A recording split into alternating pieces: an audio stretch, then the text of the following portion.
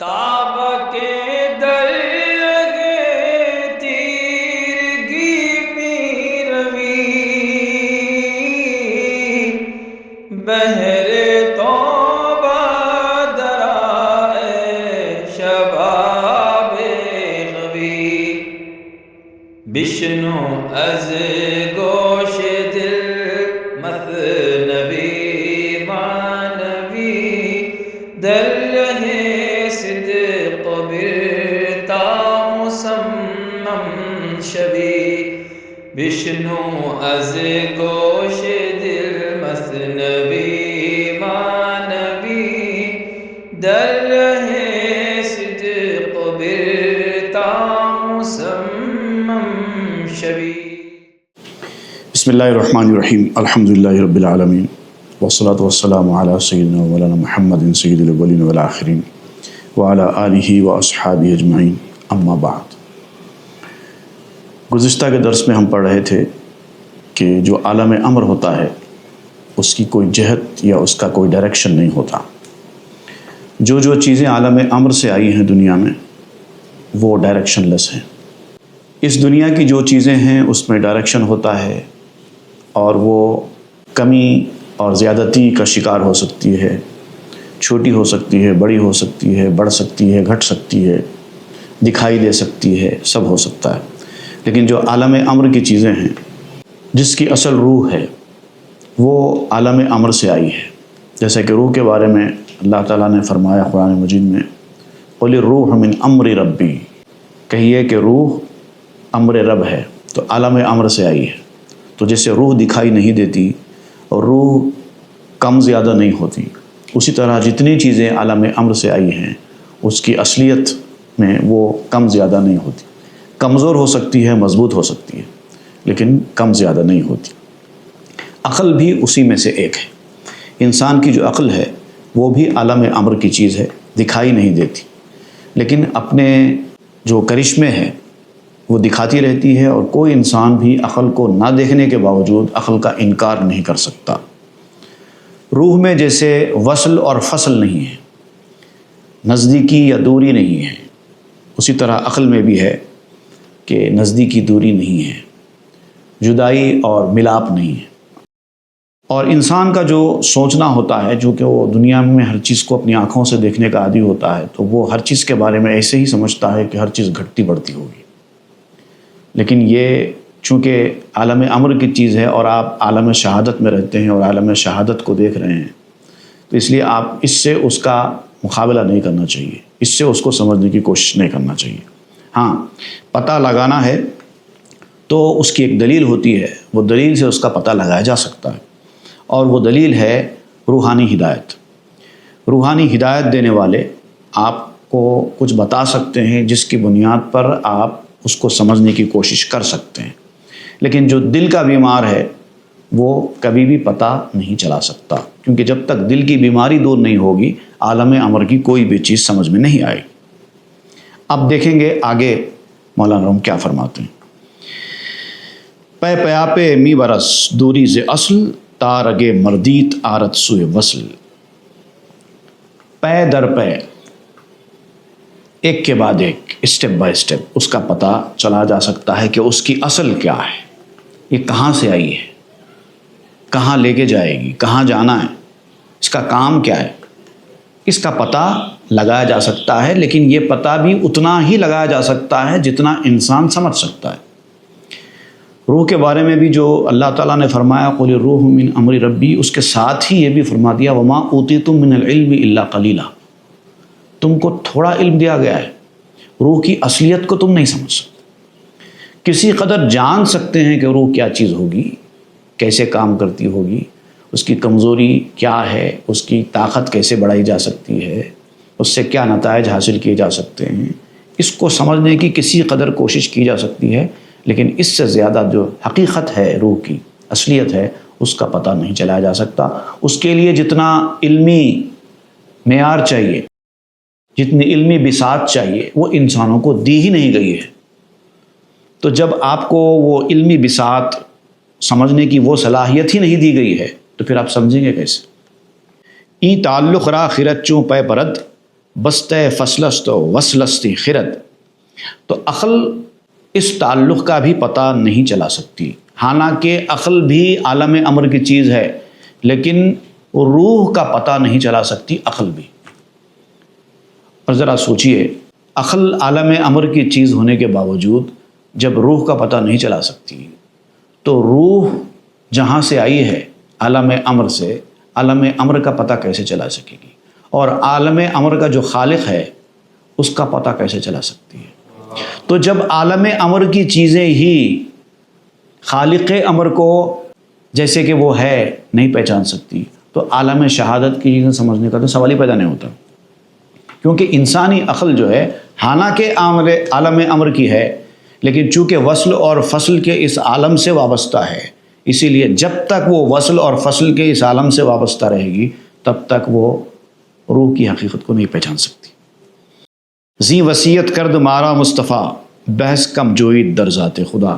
یہی وجہ ہے کہ مصطفیٰ صلی اللہ علیہ وسلم نے ہمیں وصیت کی ہے کہ خدا کی ذات میں بحث مت کرو۔ جب تم عقل کو نہیں سمجھ سکتے جو تمہارے پاس ہے، اور اس عقل کی مدد لے کر تم روح کو نہیں سمجھ سکتے جو تمہارے پاس ہے، تو تم عالم امر کو کیا سمجھو گے اور عالم امر کے بنانے والے کو کیا سمجھو گے؟ اللہ کی ذات کا عرفان کسی کے بس کی بات نہیں ہے۔ حضرت ابوبکر صدیق رضی اللہ تعالیٰ عنہ سے کسی نے پوچھا کہ اللہ تعالیٰ کی معرفت کیسے حاصل کی جائے، کیسے پہچانا جائے اللہ کو؟ تو حضرت ابوبکر صدیق نے فرمایا کہ اگر تم کو یہ احساس ہو جائے کہ میں اللہ کو نہیں پہچان سکتا، یہی اللہ کی پہچان ہے۔ جب انسان کو اس بات کا یقین ہو جائے کہ اللہ کو آپ نہیں پہچان سکتے، تو یہ احساس کا ہونا، یہ پہچان کا ہونا کہ نہیں پہچان سکتے، یہی اللہ کی پہچان ہے۔ آن کے در ذاتش تفکر کردنیست، در حقیقت آن نظر در ذات نیست۔ غور و فکر کرنا ہے۔ انسان کے لیے کہا گیا ہے کہ غور و فکر کرو، سوچو، لعلکم تتفکرون، اس طرح کے جو کلمات آئے ہیں، غور و فکر کرو، سوچو۔ افلا تعقلون، کیا تم عقل کا استعمال نہیں کرتے؟ عقل کا استعمال کرو، سوچو، جاننے کی کوشش کرو، اللہ کی قدرت میں غور و فکر کرو۔ تو غور و فکر کرنے کا جو حکم دیا گیا ہے وہ اللہ کی ذات میں غور و فکر کرنے کا حکم نہیں دیا گیا ہے، کیونکہ اللہ کی ذات کو اس کی اصلیت کے ساتھ کوئی نہیں پہچان سکتا۔ ہست آں پندار او زیرا براہ، صد ہزاراں پردہ آمد از الہ۔ اگر آپ کچھ بھی سوچیں گے اللہ کی ذات کے بارے میں تو محض خیال ہوگا، اور اللہ تعالیٰ کی ذات خیال سے پاک ہے۔ آپ کے خیال میں جو کچھ آ سکتا ہے، کس لیول تک بھی آپ جا سکتے ہیں، وہاں سے اللہ تعالیٰ کی معرفت ابھی شروع بھی نہیں ہوئی ہوتی ہے، کیونکہ اللہ کی ذات تک پہنچنے کے درمیان لاکھوں پردے ہیں۔ آپ جو بھی دیکھیں گے پردے کو ہی دیکھیں گے۔ اگر ایک پردہ اٹھ بھی جائے تو آگے کا پردہ ہی دکھے گا، وہ پردہ بھی اٹھ جائے تو اس کے بعد کا پردہ ہی دکھے گا۔ تو یہ سارے پردے تو نہیں اٹھ سکتے۔ ہر یکے در پردے موصول جوست، وہم او آنست کا عین خدوست۔ ہر ایک پردے کا وصل چاہنے والا ہے، ایک پردے کے پیچھے دوسرا پردہ ہے، دوسرے پردے کے پیچھے تیسرا پردہ ہے۔ عام طور پر صوفیہ کرام کہتے ہیں کہ 70,000 پردے ہیں، اللہ کی ذات اور بندے کے درمیان 70,000 پردے ہیں، لیکن میں کہتا ہوں کہ 70,000 پردے بھی صرف زیادہ بتانے کے لیے استعمال ہوئے ہیں۔ گن کے کس نے دیکھا ہے؟ 70,000 بھی گن کے کس نے دیکھا ہے؟ 70,000 سے مراد یہاں پر 70,000 نہیں ہیں بلکہ بے شمار۔ یہ عربی کا ایک طریقہ کار ہے، بہت زیادہ جب ان گنت بے شمار بتانے کے لیے جب کوئی چیز ظاہر کرتے تو 70,000 کا لفظ استعمال کرتے ہیں۔ اسی لیے یہاں پر مولانا روم نے لاکھوں کا لفظ استعمال کیا ہے، لاکھوں۔ تو کتنے پردے اٹھائیں گے؟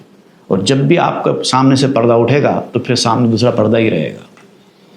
تو ہر پردہ ایک پردے کا وصل چاہنے والا ہوتا ہے، اور جب ایک پردہ اٹھتا ہے، جب دوسرا پردہ آتا ہے، تو وہ تھوڑی دیر کے لیے انسان یہی سمجھنے لگتا ہے کہ یہی ہے اصل جس کو میں دیکھنا چاہتا ہوں۔ ایک واقعہ میں آپ کو سنا دیتا ہوں یہاں پر. ایک بزرگ تھے، انہوں نے اپنے ایک مرید کو بہت اچھی تربیت کی، اس مقام پر پہنچا دیا کہ اب وہ اللہ تعالیٰ کا دیدار کرنے کے قابل ہو گیا. تو اس نے اپنے پیر کے سامنے آ کر کہا کہ حضرت میں اب اللہ کا دیدار کرنے کے قابل ہو گیا ہوں، مجھے دیدار الہی ہو گیا ہے. پیر بڑے خوش ہو گئے، بہت اچھی بات ہے الحمدللہ، لیکن اپنی کوشش جاری رکھو، یہ ابھی منزل نہیں ہے. بھئی اللہ کا دیدار ہو جائے اور اس کو منزل نہیں ہے کیسے کہہ سکتے ہیں؟ لیکن وہ کہتے تھے کہ منزل نہیں ہے اور آگے بڑھو. اب مرید کو بات سمجھ میں نہیں آئی کہ جب جس کو اللہ کا دیدار ہو جائے اب اس کے بعد اور کون سی منزل ہو سکتی ہے، اس کو سمجھ میں نہیں آیا. تو مرید کو جب یہ تشویش پیدا ہوئی کہ پیر ایسا کیوں کہہ رہے ہیں، تو پیر سمجھ گئے کہ اس کے دل میں کیا پیدا ہو رہا ہے. تو کہنے لگے کہ ایک کام کرو، اب کہ جب تم کو اللہ کا دیدار ہو جائے تو اس وقت میرا تصور کر لینا، میرا تصور کر لو. تو پھر یہ سوال دل میں پیدا ہونے لگا کہ اب اللہ کے دیدار کے بعد پیر کے تصور کی کیا گنجائش، اللہ کے سامنے پیر کی کیا اہمیت. لیکن چونکہ حکم تھا اس لیے اس کو جب بھی اللہ کا تجلی کا دیدار ہوا اس نے فوری اپنا پیر کا تصور جمایا. جیسے ہی پیر کا تصور جمایا، پیر کا جو لیول تھا اللہ کے دیدار کرنے کا وہاں پہنچ گیا مرید. جب اس کو پتہ چلا کہ میں جس کو اللہ کا دیدار سمجھ رہا تھا وہ تو محض ایک پردہ اٹھا تھا، اس کے آگے بھی پردے، اب تک تو مجھے آگے کے پردوں کی خبر ہی نہیں تھی، اب پتہ چلا کہ آگے بھی پردے. تب اس کو سمجھ میں آیا کہ میں جس کو اللہ کا دیدار سمجھ رہا تھا وہ اصل میں اللہ کا دیدار نہیں تھا بلکہ صرف ایک پردے کا اٹھنا تھا. اب جب پیر کے توسط سے جب آگے کی منزل مل گئی اور کچھ پردے اڑ گئے تب اس کو سمجھ میں آیا کہ یہ تو بہت آگے کی چیز ہے. اس کے بعد پھر پیر نے اس سے کہا کہ بیٹے جو کچھ تو نے دیکھا ہے وہ بھی اصل نہیں ہے، میں نے بھی جو دیکھا ہے وہ بھی اصل نہیں ہے. تیرے سامنے سے ایک پردہ اٹھا، میرے سامنے سے 10 پردے اٹھے ہوں گے، لیکن یہاں تو پردے لاکھوں میں ہیں، کتنے اٹھیں گے؟ وہ معاملہ ہے اللہ کے دیدار کا. پس پیمبر دفع کرد این وہ مزو تا نباشت در غلط سودا پزو. تو اسی لیے پیغمبر صلی اللہ علیہ وسلم نے لوگوں کے اس وہم کو دفع کر دیا کہ لوگ اپنے ذہن میں پیدا ہونے والی باتوں کو یا اپنے سامنے سے ایک پردہ اٹھنے کو اللہ کا دیدار نہ سمجھیں. اگر تم کو ایسا لگتا ہے کہ مجھے اللہ کا دیدار ہو گیا تو سمجھو کہ یہ خیالی بات ہے، تم ایک دیگ پکا رہے ہو، خیالی پلاؤ پکا رہے ہو. ایک پردہ اٹھا ہوگا، 2 پردے اٹھے ہوں گے، 3 پردے اٹھے ہوں گے، زیادہ سے زیادہ 10 15 50 60 100 200 500 پردے بھی اٹھ جائیں شاید کسی کے آنکھوں کے سامنے سے اللہ کا فضل ہو جائے تو. اور جیسا جیسا ایک ایک پردہ اٹھتا جاتا ہے وہ اللہ کے انوار کی تجلیات بڑھتی چلی جاتی ہیں. جیسے ایک پردہ اٹھتا ہے وہ دوسرا پردہ اس کے سامنے آتا ہے تو تب اس کو پتہ چلتا ہے کہ میں جو پہلے دیدار الہی سمجھ رہا تھا اصل میں وہ دیدار الہی نہیں ہے، اب ہے دیدار الہی. پہلے تو پردہ تھا لیکن اس کو یہ سمجھنا چاہیے کہ اب بھی نہیں ہے، اب بھی ایک پردہ ہے. دا کے اندر وہ میں او ترک ادب بے ادب را سر نگونی داد رب. اگر اس وہم میں پڑھیں گے کہ مجھے اللہ کا حقیقی معنی میں دیدار ہو گیا تو سمجھو کہ یہ بے ادبی ہے. اور اللہ تعالیٰ نے بے ادب کو ہمیشہ اوندھا ہی رکھا ہے. بے ادب کبھی ترقی نہیں کرتا. اگر آپ کو کوئی اسٹیج حاصل ہوا ہے، کوئی مقام حاصل ہوا ہے تو یہ مت سمجھو کہ آپ کو منزل مل گئی ہے. جیسا کہ میں نے کہا کہ ایک پردہ اٹھتا ہے، ایک کامیابی حاصل ہوتی ہے، آدمی آگے بڑھتا ہے.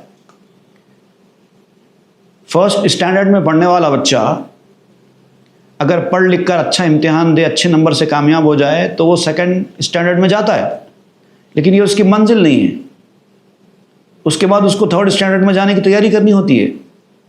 ایسے ہی ہوتے ہوتے وہ 7ویں 8ویں 9ویں 10ویں تک جاتا ہے، اس کے بعد اور آگے بھی پڑھتا ہے، اعلیٰ تعلیم حاصل کرتا ہے. اب یہ اور بات ہے کہ دنیا میں ایک مقام پر جا کر آپ کی تعلیمی سلسلہ منقطع ہو جائے گا کیونکہ یہاں پر پردے بہت تھوڑے ہیں. اگر ایک ایک سال کو ایک ایک پردہ گنا جائے تو زیادہ سے زیادہ 17 18 20 پردے ہوں گے، اس سے بڑھ کے کچھ نہیں ہے. 17 18 20 پردے ہی ہیں صرف. یہاں تو لاکھوں پردے ہیں.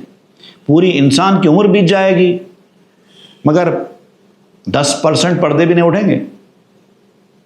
دیدار الہی تو تصور میں بھی نہیں آ سکتا. سرنگونی آبوت کو سوئے زیر میراوت پنداردو کو ہست چیر.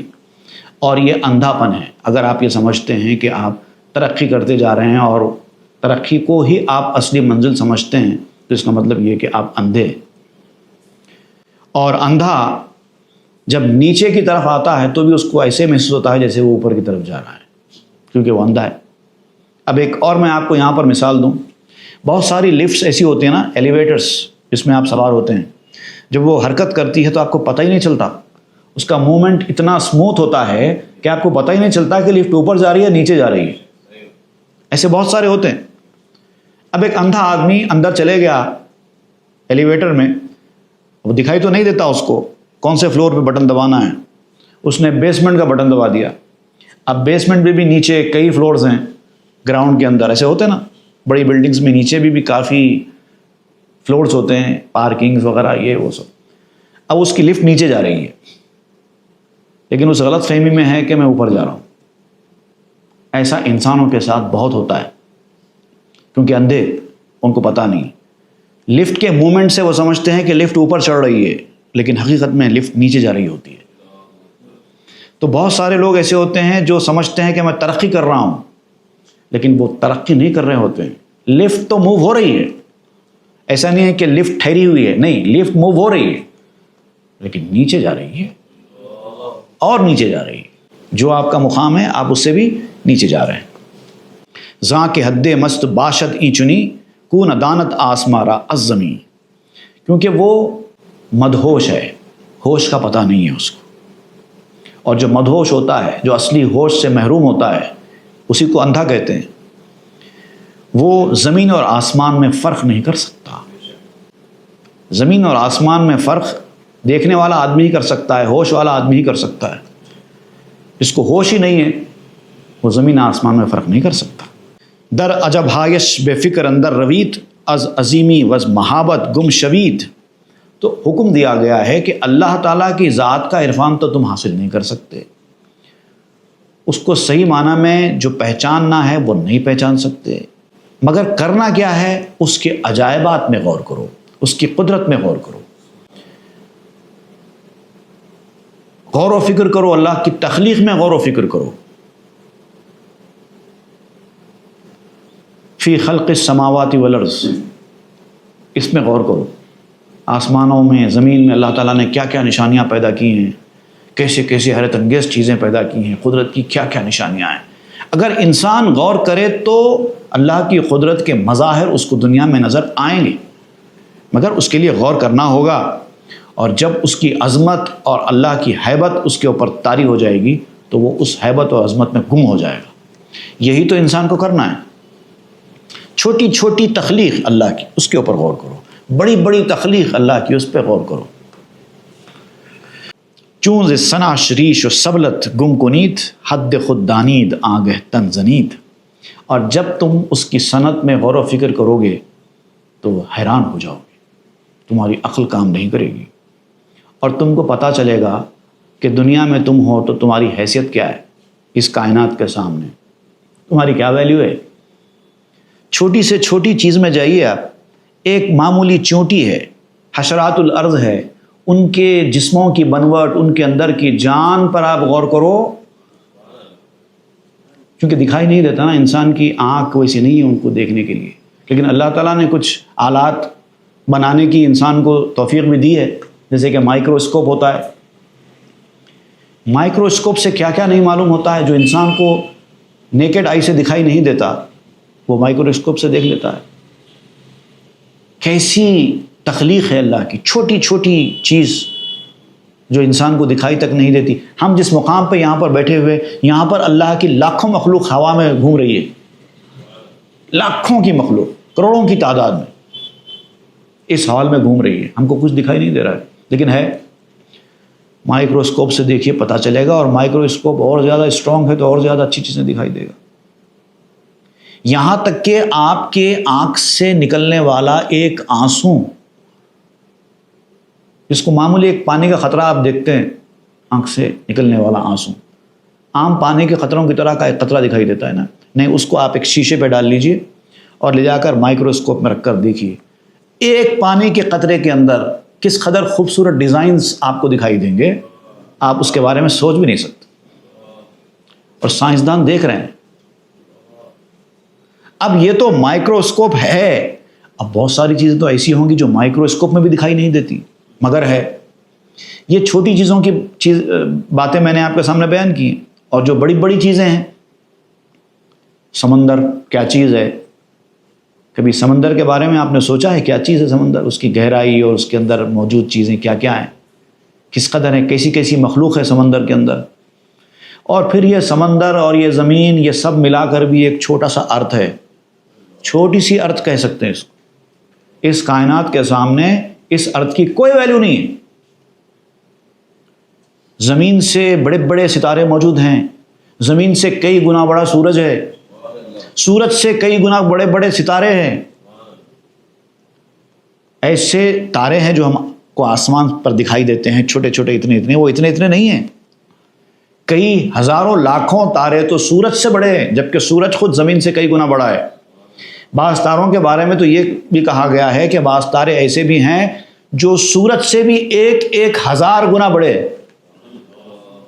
تارے، محض تارے، سورج سے 1,000 گنا بڑے، اور یہ لاکھوں کی تعداد میں، اور یہ سب کچھ ایک ملکی وے گیلیکسی کے اندر ہے، اور ایسے کئی گیلیکسیز ہیں، اور یہ سب کچھ پہلے آسمان کے نیچے ہے۔ آپ سوچ بھی نہیں سکتے، آپ کی عقل کام بھی نہیں کر سکتی۔ بڑے سے بڑی چیزوں کا یہ حال ہے، اور چھوٹی سے چھوٹی چیزوں کا یہ حال ہے۔ اینٹیرس نام کا ایک تارہ ہے، بہت بڑا تارہ بیان کیا جاتا ہے۔ سیریس نام کا ایک تارہ ہے، بہت بڑا تارہ ہوتا ہے۔ آرکٹورس نام کا ایک تارہ ہے، بہت بڑا تارہ ہے۔ الفا اسکارپی کہتے ہیں اینٹیرس نامی تارے کو۔ عام طور پر یہ لوگ سمجھتے ہیں کہ یہ اسی تارے کو عربی زبان میں طارق کہتے ہیں۔ اب اللہ کو معلوم ہے، کیونکہ اللہ تعالیٰ نے لفظ طارق قرآن مجید میں استعمال کیا ہے، سورہ بھی ہے اس نام سے، اس ستارے کے نام سے، طارق، اور اینٹیرس کا ہی نام بتایا جاتا ہے یہ طارق۔ اللہ تعالیٰ نے اس تارے کی قسم کھائی ہے، والسماء والطارق وما ادراک ما الطارق النجم الثاقب، قسم ہے طارق کی، قسم ہے آسمان کی۔ وما ادراک ما الطارق، تم کو معلوم ہے طارق ہے کیا چیز؟ نہیں معلوم ہے۔ النجم الثاقب، ایک ستارہ ہے چمکنے والا، بہت ہی لیومینس، بہت ہی زیادہ روشن، تابناک۔ اس کا ذکر اللہ تعالیٰ نے کیا خاص طور سے کہ دیکھو ایک تارہ ہم نے ایسا بنایا ہے جس کے بارے میں تمہاری عقل کام نہیں کرے گی۔ اور طارق ایک نہیں بنایا ہم نے، طارق بھی۔ پھر طارق کے بارے میں، اینٹیرس کے بارے میں، اینٹیرس اے، اینٹیرس بی، یہ بھی ہے۔ اگر ہماری اس زمین کو جو 7 کانٹیننٹس اور 5 اوشنز کے ساتھ ملا کر ہے، وہ لے جا کر اگر سورج کے اندر ڈال دی جائے تو بالکل ایسے ہی ہو جائے گا جیسے کہ آگ میں ایک جھاڑ کا ایک چھوٹا سا پتا ڈال دیا گیا ہے۔ کدھر کی کونے میں ہو جائے گی زمین، اتنا بڑا ہے سورج۔ سورج سے ہزار گنا بڑے تارے، اور وہ بھی تارے ایک نہیں ہیں، ہزاروں میں ہیں۔ تو اب زمین کی کیا ویلیو ہے اس کائنات کے سامنے؟ اور پھر یہ سب کچھ ایک ملکی وے گیلیکسی میں ہے، اور ایسے کئی گیلیکسیز ہیں، اور یہ سب ایک پہلے آسمان کے نیچے ہے۔ تو پہلا آسمان کتنا ہوگا، اس کی سائز کتنی ہوگی؟ اور پہلے آسمان سے بڑا دوسرا آسمان، دوسرے آسمان سے بڑا تیسرا آسمان، تیسرے سے بڑا چوتھا، چوتھے سے بڑا پانچواں، پانچویں سے بڑا چھٹا، چھٹے سے بڑا ساتواں، اور ساتویں آسمان سے بڑی جہنم، اور جہنم سے بڑی جنت، اور جنت سے بڑا عرش۔ انسان کی عقل کام نہیں کرے گی بھائی، فیل ہو جائیں گے سب۔ تو کون سی عقل پر ناز کر رہے ہو، اور اللہ کو کہاں سمجھ سکتے ہو؟ یہی چیزوں کو اگر سمجھ لو، اللہ کی قدرت کی نشانیاں مل جائیں تو تمہارا ایمان مضبوط ہو جائے گا، بس کافی۔ اب یہاں پر مولانا روح وہی بول رہے ہیں، چوں ز سناش ریش و سبلت گم کنیت حد خود دانید آگہ تنزنیت، جب تم اس کی صنعت کی جلوہ گریوں کو دیکھو گے تو تمہاری عقل حیران رہ جائے گی، اور پھر اپنا رتبہ جان لو گے۔ جب زمین کی پوری کوئی ویلیو نہیں ہے اوشنس اور کانٹیننٹس کے ساتھ، تو تمہاری کیا حیثیت ہے؟ تم کیا ہو اس دنیا میں؟ تو اپنا رتبہ تم کو سمجھ میں آ جائے گا کہ ہمارا کیا رتبہ ہے، کیا مقام ہے، یہ سمجھ میں آ جائے گا. اور اس وقت آنگہ تنزنیت، اس وقت تمہارا منہ بند ہو جائے گا. آج تو بڑا منہ کھول کھول کر بڑی بڑی باتیں کرتے ہو، لیکن جب اللہ کی صنعت میں غور کرو گے اور تمہاری حیثیت تم کو معلوم ہو جائے گی تو تمہارا منہ خود بخود بند ہو جائے گا. جس کے لا احسی نہ گوید اوز جاں، کس شمار و حد بیرونست آں. اور جب انسان اللہ کی ان تخلیقوں میں غور کرتا ہے اور تمہاری کچھ حیثیت نہ ہونے کے باوجود اللہ تعالیٰ نے جو نعمتیں تم کو دی ہیں اس پر غور کرتا ہے، تو اس کے بعد صرف ایک ہی جملہ اس سے منہ سے نکلتا ہے، لا احصی ثناء علیک انت کما اثنیت علی نفسک. اے اللہ، تیری تعریف کا احاطہ میں نہیں کر سکتا، ہاں تو ہی تیری تعریف کر سکتا ہے اور میں اس پر ہی ایمان لاتا ہوں.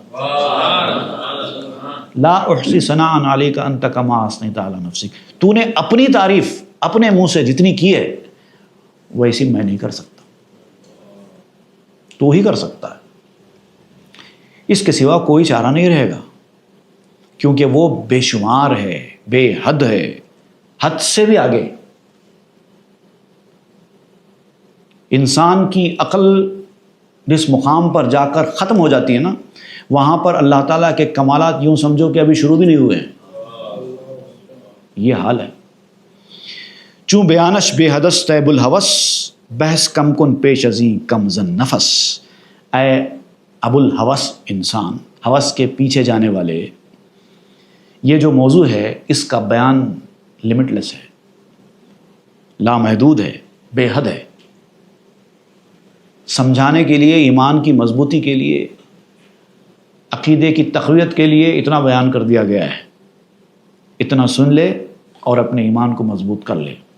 بحث مت کر، کیونکہ اس کے آگے دم مارنے کی گنجائش نہیں ہے. غیر ضروری کہ بحث نہیں کرنا چاہیے. اسی لیے احادیث میں بھی آیا ہے اللہ کی ذات میں زیادہ بحث مت کرو، وہ کیسا ہے. بعض لوگوں کا سوال اللہ کیسا ہے، کیا کرتا ہے، کہاں ہے، یہ سب باتیں کرتے ہیں. یہ نہیں کرنے کا ہے. کوئی سمجھ نہیں سکتا، کیا بحث کریں گے.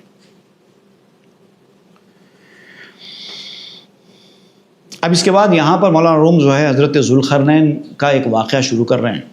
جو آپ کوہ قاف کے پاس گئے، اس سے پہلے کوہ قاف کا ذکر ہم پڑھ چکے ہیں. ایک بہت بڑا پہاڑ ہے، دنیا کا سب سے بڑا پہاڑ کوہ قاف. اور اب اس میں تو آپ کو یہ بیان کیا جائے گا کہ دنیا میں جتنے پہاڑ ہیں، دنیا کے کونے کونے میں جو پھیلے ہوئے ہیں، جو اوپر دکھائی دیتے ہیں، جو زمین کے اندر دھسے ہوئے ہیں، سب کے سب اصل میں پہاڑ ہے ہی نہیں. اصل تو کوہ قاف ہے جو اصلی پہاڑ ہے. یہ تو بالکل ایسے ہی ہے جیسے انسان کے اصل دل ہوتا ہے جو پمپنگ کرتا ہے، لیکن انسان کے جسم کے کونے کونے میں اس کی رگیں ہوتی ہیں، اس میں سے خون جاتا ہے. ویسا حال ہے. دنیا کے کونے کونے میں جتنے پہاڑ جہاں جہاں بھی آپ کو ملتے ہیں وہ اس کوہ قاف کی محض رگیں ہیں. اصل تو کوہ قاف بہت بڑا ہے. تو اب حضرت ذوالقرنین جو کہ ایک بہت بڑے بادشاہ تھے، صاحب دل تھے، جن کا ذکر قرآن مجید میں آیا ہے. بہت سارے لوگ تو ان کو نبی ہونے کا گمان بھی کرتے ہیں کہ شاید وہ نبی ہوں، حالانکہ ان کے نبی ہونے کے بارے میں کوئی صراحت نہیں آئی ہے. قرآن میں ان کا نام آیا ہے، احادیث میں ان کے تذکرے آئے ہیں. بہت بڑی ہستی تھے. اب نبی تھے نہیں تھے اللہ کو معلوم. بہرحال چونکہ قرآن میں نام آیا اور ان کی تعریف کی گئی ہے تو ہمارے لیے بھی وہ قابل تعظیم شخصیت ہیں. تو بعض لوگ کہتے ہیں کہ یہ ان کا نام اصل میں یہی سکندر ہے، لیکن یہ سکندر رومی نہیں. ایک سکندر روم کے بھی تھے جن کو الیگزینڈر کہا جاتا ہے. یہ وہ والے سکندر نہیں، یہ اس سے پہلے والے گزرے ہیں ذوالقرنین. قالوا یا ذا القرنین، بلکہ قرآن مجید میں آیا ہے سورہ کہف میں ان کا ذکر. تو ایک نیک دل بادشاہ تھے. تو یہ کوہ قاف کے پاس گئے اور کوہ قاف سے انہوں نے ایک سوال کیا اور کوہ قاف نے ان کے سوال کا جواب دیا. تو اب یہاں پر مولانا یہ سمجھا رہے ہیں کہ کوہ قاف جو زمین کے اوپر ہے، زمین کا ایک حصہ ہے، وہ اتنا بڑا ہے کہ اس کو آپ نہیں سمجھ سکتے، اس کی حقیقت کو، اس کی اصلیت کو، تو باقی اور چیزیں سمجھنے کا کیا سوال پیدا ہوتا ہے؟ انشاءاللہ اس کی تفصیل ہم آئندہ کے درس میں پڑھیں گے۔ صلی اللہ تعالیٰ علی خیر خلق سیدنا محمد وآلہ وصحبہ اجمعین والحمد للہ رب العالمین۔ تاب کے درگے تیرگی میں روی، بہر توبہ درائے شباب خوی، بشنو از گوش دل مثنوی معنوی، در رہے صدق برتا مصمم شوی، بشنو از گوش دل مثنوی معنوی، در رہے صدق برتا مصمم شوی۔